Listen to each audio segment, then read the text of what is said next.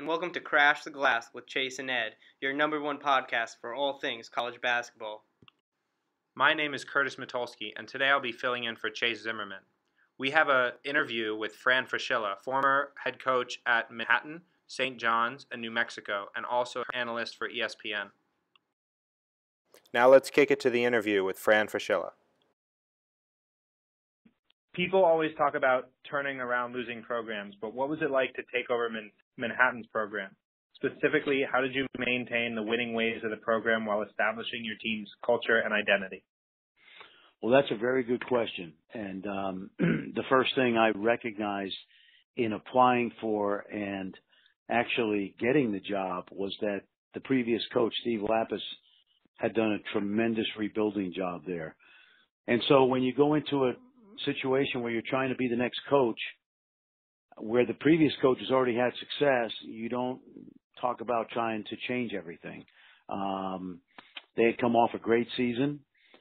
Steve was a New Yorker, former Big East assistant, high energy guy with a reputation as being a good recruiter. I had similar traits going into the process of trying to get the job, and I really just tried to be another Steve Lapis because that formula had already worked. And once I got the job, I analyzed the program and I asked myself, what could stay the same that the kids were already comfortable with and didn't have to change so that the continuity from Steve to me would still be in place.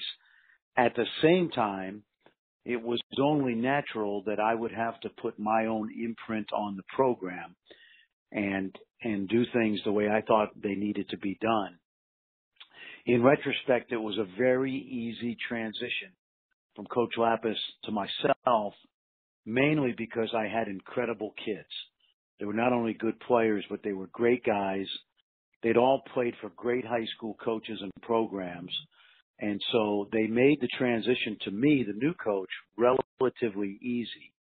And I can remember specifically joking with people and saying the first 4 or 5 games of the season, they basically coached themselves. There was a game at Bradley where we were coming down the stretch in a close game, and every single play call that I called worked, and we wound up winning. And that was the first time I really felt like this was my team. But the transition from Steve to myself was easy because I tried to keep a lot of things the same, and I had great kids to implement my game plan. Okay, we're moving on to then the second question. After your time at Manhattan College, how did your recruiting strategy change when you started coaching St. John's? Well, it actually didn't change all that much. The beautiful thing about going from Manhattan to St. John's was I had already developed both incredible relationships with most of the important high school and AAU programs in New York City, partly because I was a New Yorker, also because in my time around the country at places like Ohio U, Ohio State, Providence College, I came into New York and recruited. But most importantly, when I got to Manhattan College and I continued to develop my recruiting base, I would recruit oftentimes on a great AAU team like Riverside Church or the Gauchos, the second or third or fourth best player on the team. Those are the kids that had the most interest in Manhattan College.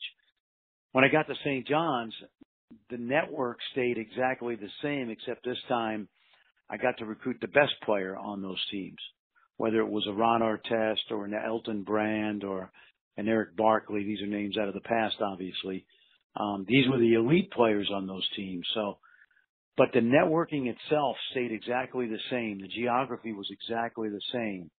But moving from Manhattan in the MAC conference to the Big East at St. John's allowed me to recruit a higher level of player, even though I literally didn't have to change my geographical footprint when it came to recruiting. And it made my job at St. John's relatively easy. In fact, in my 2 years there, we had 2 top 5 recruiting classes in a row, which I don't think has ever been duplicated in the 20 years since. Certainly not in the past 5 years. But so Ron Artest, of course, is widely known for having a volatile personality. People often focus on the negative side of that. But how were you able to bring out the positives in him? Well, anybody who knew Ron from his days at LaSalle Academy and then playing in the New York basketball scene knew he was highly competitive, highly volatile at times, but innately a really good kid and a bright guy. He's one of those guys, again, that I watched from afar when I was at Manhattan College because I was recruiting actually teammates of his from LaSalle. But when I went to St. John's, it was clear that given the fact that he was one of the couple best players in the area, along with Lamar Odom, they were both two of the best 15 or 20 players in all of high school basketball. We focused mainly on Ron because he was a good student, and I also felt his personality would jumpstart St. John's program, which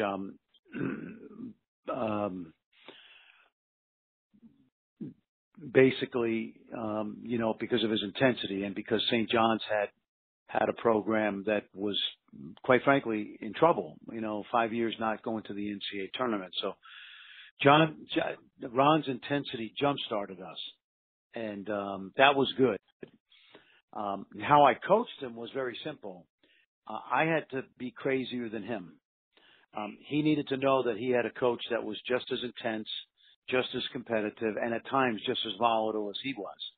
And I was never afraid to jump on him for a mistake, or I was never afraid to coach him hard. Ultimately, he respected me for that, and I think I helped him become a better player in the year that I coached him. So our personalities actually meshed well in that regard.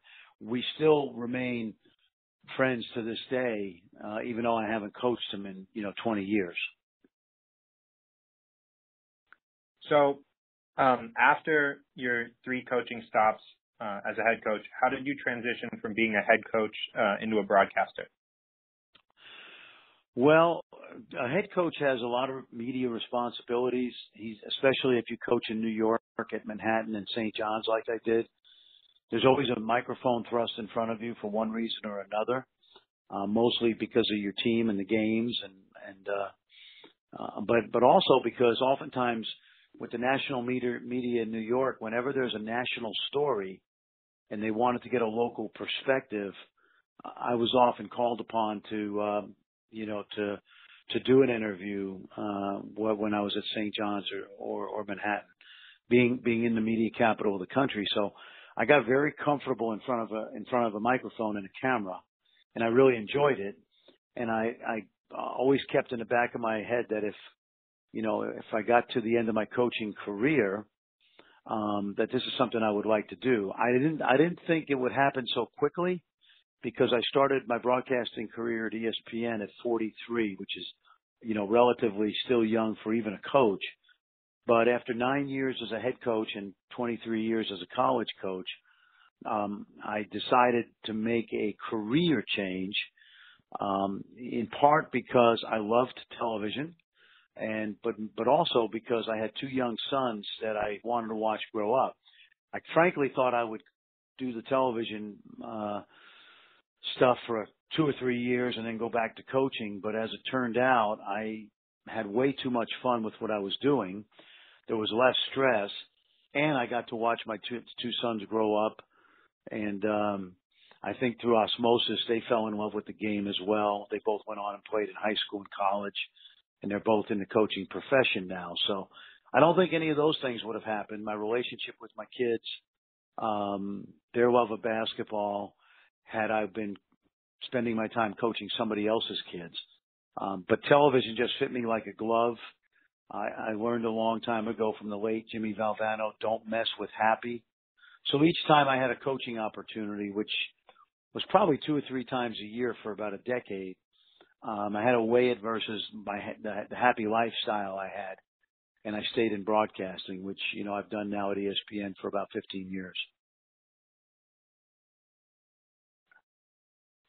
As someone who has had a great walk in college basketball, it must be pretty special to see your two sons pursue the sport as both players and now coaches. What is that like? Well, I never encouraged them to, like the game of basketball and then ultimately want to coach. It just came about because they saw their dad immersed in it, and I think they saw that by and large, I loved what I did, whether it was coaching or broadcasting. So they got to see and do things probably that a normal kid wouldn't get to do, like go to every Final Four for seemingly forever, hanging out with me on road trips, coming with me when I broadcasted games. So just because as I mentioned earlier, because of osmosis, they kind of looked at it as the family business. And I did not really encourage either one of them to go into this profession. They just kind of chose it on their own. One of them knew early on this is what he wanted to do. And then my other son, Matt, who, went to Harvard and by all accounts is a fairly bright kid. I expected him really to go into the business world with a Harvard degree, but he decided after a knee injury at his junior year that he was going to miss the game if he was away from it. And so he made this decision that my older son James did to try coaching out. And they're both young. They both can decide at some point that it's not what they want to do, but I think at present they love the game. They love being around the game. They love working in the game. And, I don't think either one of them looks at it as a real job, but more of a labor of love, if you will. All right. That was our last question. Thank you so much, Coach. This was an incredible experience. Glad to second that. This was so much fun. Yeah, sorry I've been tough to track down, but, I know I have a busy schedule, but I'm really tickled I could do it.